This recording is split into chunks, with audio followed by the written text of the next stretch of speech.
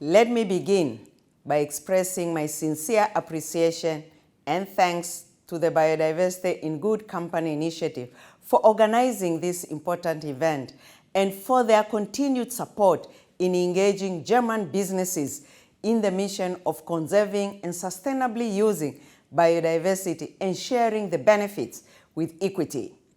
I also wish to thank the Federal Ministry for the Environment, Nature Conservation, Nuclear Safety, and Consumer Protection for their leadership, active participation, and commitment in supporting not only this important initiative, but also throughout the negotiations of the post-2020 Global Biodiversity Framework.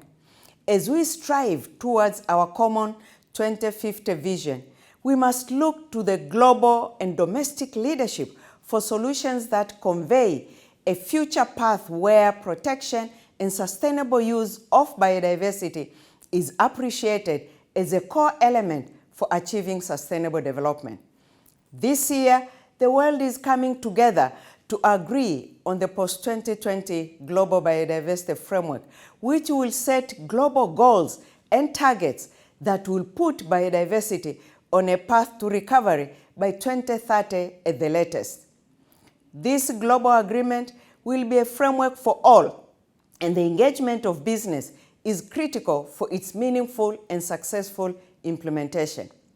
In March this year, parties to the Convention on Biological Diversity met in person in Geneva for the first time since the beginning of the pandemic to move forward on the negotiations on the goals and targets.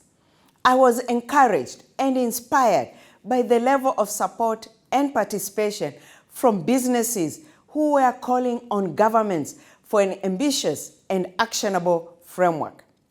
There is no place for business as usual in our future.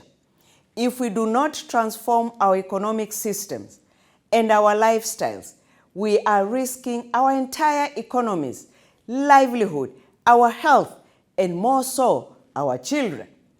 This is the time to take practical steps towards a sustainable future for all. We know the problems, we know the solutions needed, and the how. What is needed, but still lacking, are the transformative actions on the ground to make the required changes. Businesses can take a leading role by assessing their impacts and dependencies on biodiversity, as well as managing and reporting them transparently. Value chains must be addressed to ensure full sustainability of sourcing, production, and disposal of goods and services. And business can also help to raise awareness among consumers and society on the need to protect biodiversity and use it sustainably.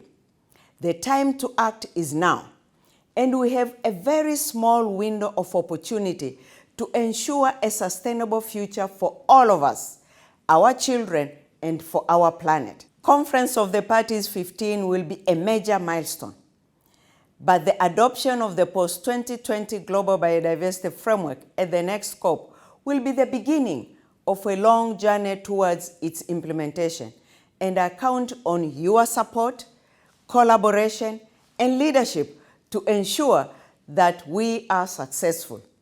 We all have a critical role to play and protect the diversity of life we so depend on. I want to highlight the contribution that Biodiversity in Good Company has made since their launch ahead of Conference of the Parties 9 in Bonn. This is one of the very first initiatives dedicated to promoting the engagement of the private sector. It was one of the first initiatives to join the Global Partnership for Business and Biodiversity coordinated by the Secretariat of the Convention on Biological Diversity, and a key player ever since. We are encouraged and inspired by your leadership and look forward to working closely with you in the implementation of the post-2020.